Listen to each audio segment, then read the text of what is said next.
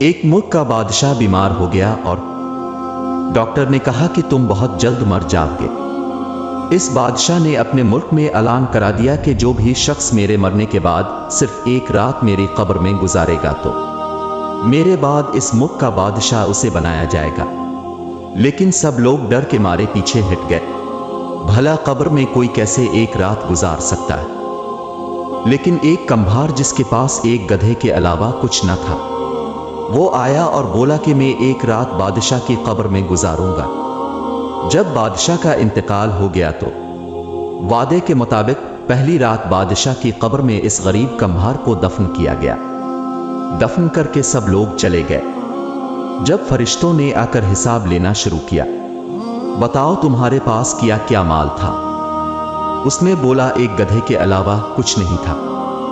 فرشتے نے کہا تم نے فلاں فلاں دن گدھے پر